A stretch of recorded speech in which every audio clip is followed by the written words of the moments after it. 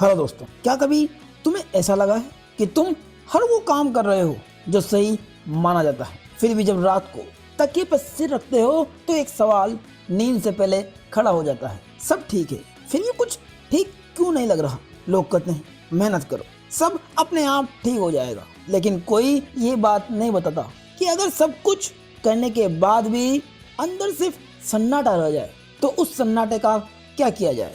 और यहीं से एक सवाल जन्म लेता है, क्या हम जिंदगी को पकड़े हुए हैं या जिंदगी ने हमें जकड़ रखा है? सदियों पहले एक महान व्यक्ति हुए जो भीड़ से दूर रहा, जो सत्ता से दूर रहा, जो शोर से दूर रहा। उस आदमी का नाम था लाओ ज़ू। वो कहते थे जो बहता है वही जीवित रहता है, जो पकड़ता है वही धीरे धीरे टूटता है। आज का इंसान फ्लो से नहीं डरता, आज का इंसान डरता है बिना कंट्रोल के जीने से। हमें सिखाया गया है हर चीज पर पकड़ रखो, हर आउटकम अपने हाथ में रखो, हर गलती से बचो। लेकिन लाओ ज़ू ने ठीक उल्टा कहा था, जिंदगी को मुट्ठी में बंद मत करो, उसे खुली हथेली पर बहने दो, क्योंकि मुट्ठी पकड़ती है और हथेली बहाती है। ये इनसिक्योरिटी का जाल तुम्हें बाहर से कॉन्फिडेंट तो दिखाता है और लोगों को लगता है इसको सब आता है, ये सब संभाल लेता है, लेकिन अंदर अंदर एक इनसिक्योरिटी बैठी है जो हर फैसले से पहले पूछती है, अगर मैंने छोड़ दिया तो लोग क्या सोचेंगे? अगर मैंने कंट्रोल खो दिया तो मैं कौन रह जाऊंगा?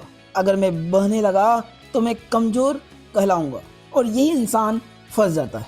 वो फ्लो नहीं चुनता, वो अपनी आइडेंटिटी चुनता है, वो सच्चाई नहीं चुनता, वो अप्रूवल चुनता है लोगों की। और यहीं से जिंदगी एक दौड़ बन जाती है जिसमें थकान तो बढ़ जाती है पर मंजिल साफ नहीं होती। लाओ ज़ू की इस सीख को आज के परिदृश्य में समझना बहुत ही आसान है। एक बुजुर्ग व्यक्ति था, पूरी जिंदगी उसने एक ही बैंक में नौकरी की थी। सुबह 9 बजे की बस, शाम 6 बजे की घर वापसी, हर महीने सैलरी, हर साल फिक्स सेविंग, हर रिश्ते में कैलकुलेशन, हर भावना पर कंट्रोल।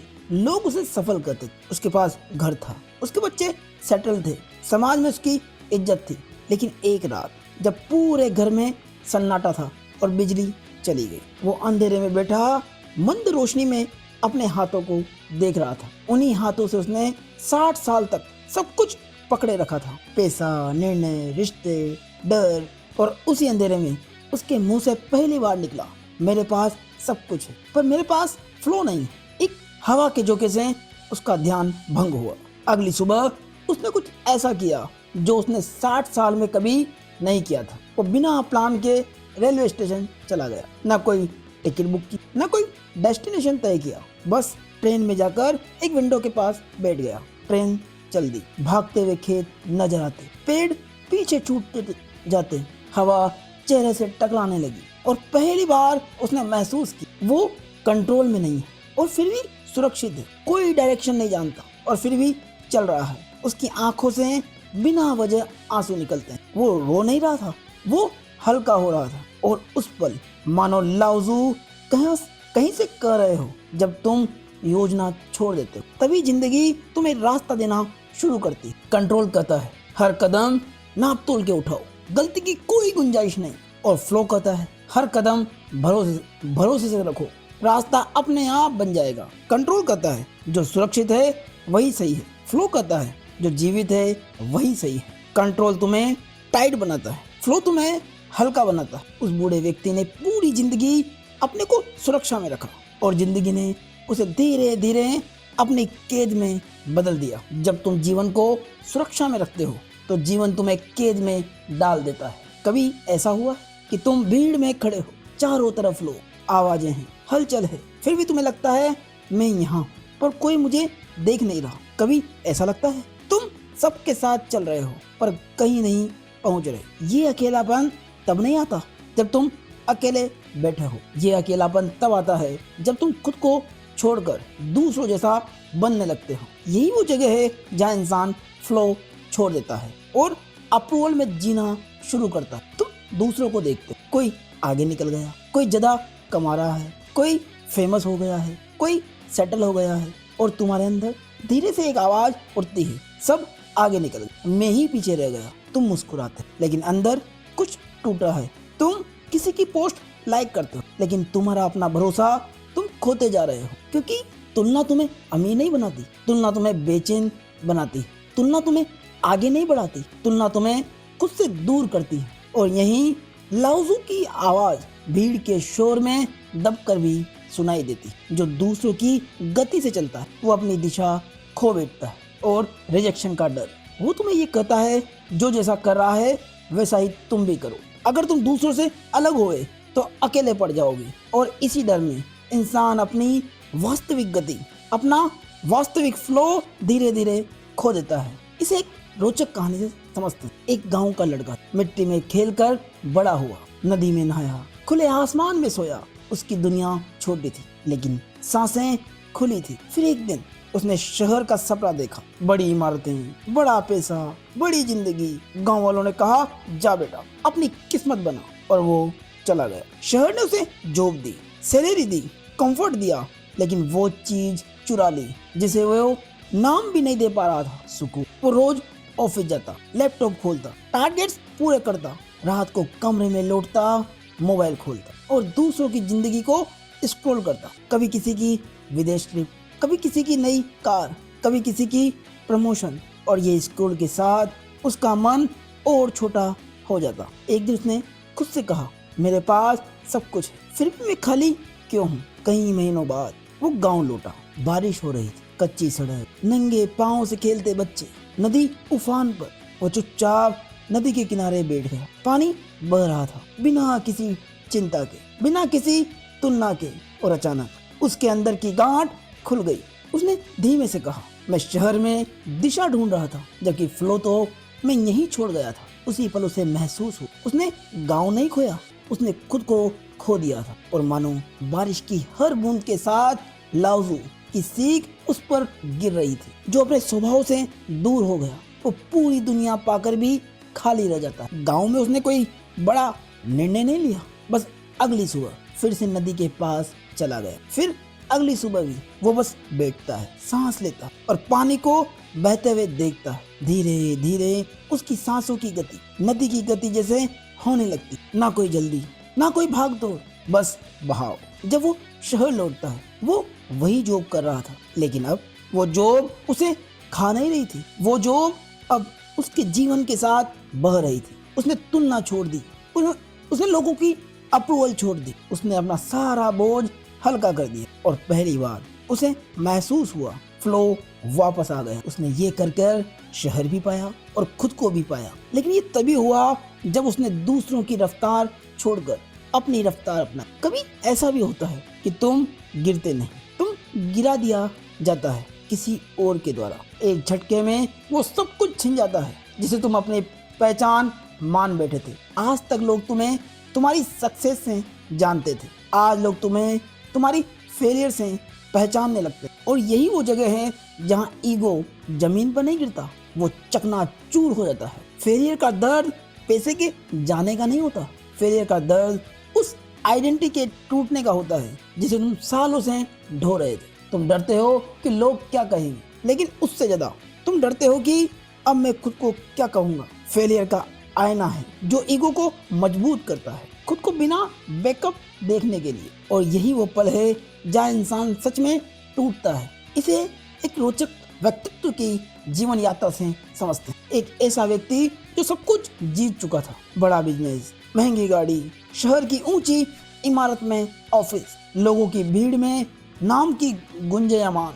वो चलते चलते रुकता तो लोग रास्ता छोड़ देते, वो बोलता तो लोग चुप हो जाते। उसे लगा मैं ही दिशा हूँ। फिर एक दिन शेयर मार्केट टूटता है, पार्टनर्स पीछे हट जाते हैं, बैंक्स हाथ खींच लेते हैं और 6 महीने के अंदर उसकी पूरी एम्पायर ताश के पत्तों की तरह ढेर हो जाती। घर, ऑफिस, गाड़ी, इज्जत, सब कुछ। उस रात वो अकेला समुद्र के किनारे चला गया, जेब में कुछ सिक्के, दिमाग में 1000 सवाल।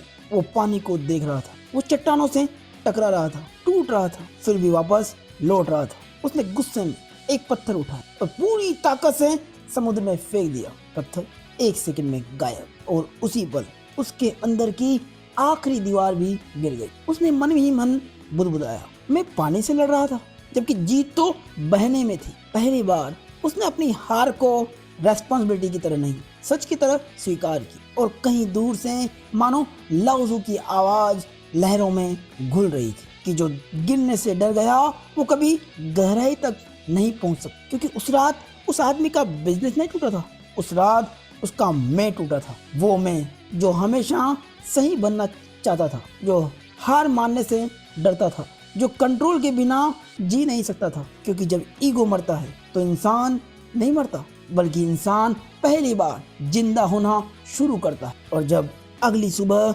सूरज निकलता है, उसने पहली बार बिना समय की चिंता किए समुद्र को देखा। ना कोई टारगेट, ना कोई रेस, सिर्फ सांस, और सांसों को महसूस करने का वो क्षण, और समुद्र किनारे की वो हवाएं। उसी दिन से उसने अपनी जिंदगी दोबारा कंट्रोल से नहीं, फ्लो से जीना शुरू की। छोटे कामों से, छोटे कदमों से, बिना साबित के, बिना दिखावे के। और सबसे अजीब बात ये थी कि जिंदगी उसे फिर से धीरे धीरे उठाने लगी। अब जिंदगी में कोई बहुत बड़ा डर नहीं बचा, ना बहुत बड़ा गुस्सा, ना बहुत बड़ी चाह, बस एक हल्की सी खामोशी बची जो पहले डराती थी, वो अब सुकून देने लगी। और यहीं से आत्मबोध शुरू होता है, जब इंसान जोर लगाना छोड़ देता है और देखना शुरू करता है कि असल में भीतर क्या चल रहा है। एक बीज को ही देखिए, वो मिट्टी में गिरता है, धरती के अंधेरे में जाता है, गल जाता है, टूटता है। ऊपर से देखने वाला कहेगा बीज मर गया, लेकिन अंदर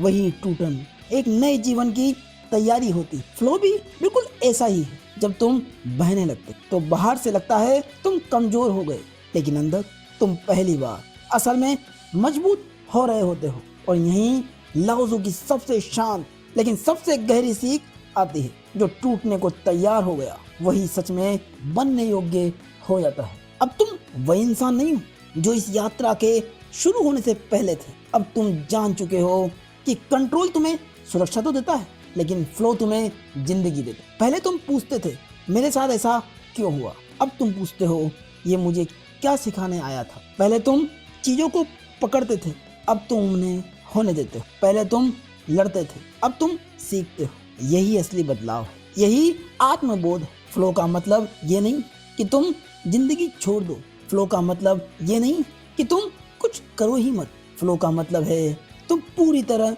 मौजूद रहो, जो कर रहे हो उसे पूरे मन से करो, लेकिन परिणाम को जकड़ कर मत पकड़ो। जैसे बीज पेड़ बनने की जिद नहीं करता, वो बस अपना काम करता, टूटना, फैलना, जड़ें जमाना और फिर एक बड़े पेड़ में रूपांतरित हो जाना अपने आप बन जाता है। इसलिए लाओज़ू कहते हैं तुम सिर्फ कर्म करो, लेकिन अपने कर्म में मत फंसो। अब एक सवाल आपके लिए बहुत ही ईमानदारी से, क्या तुम अब भी अपनी जिंदगी को कंधों पर ढो रहे हो, या तुम उसे हथेली पर बहने दे रहे हो? क्या तुम अब भी खुद को साबित करने में लगे हो, या तुम अब खुद को स्वीकार करने लगे हो? क्या तुम अब खुद को स्वीकार करने लगे हो कि मैं बदलने को तैयार हूँ? और जैसे ही तुम ये स्वीकार करते हो, इसका मतलब अब तुम ये समझ चुके हो कि जैसे बीज मिट्टी में गिरता है, टूटता है, तभी पेड़ बनता है। फ्लो भी बिल्कुल ऐसा ही है। तुम तब तक पेड़ नहीं बनोगे जब तक बीज बनने को तैयार नहीं हो, जब तक तुम हर दिन कुछ न कुछ खोने के लिए तैयार नहीं हो, जब तक तुम हर दिन थोड़ा सा ईगो मिट्टी में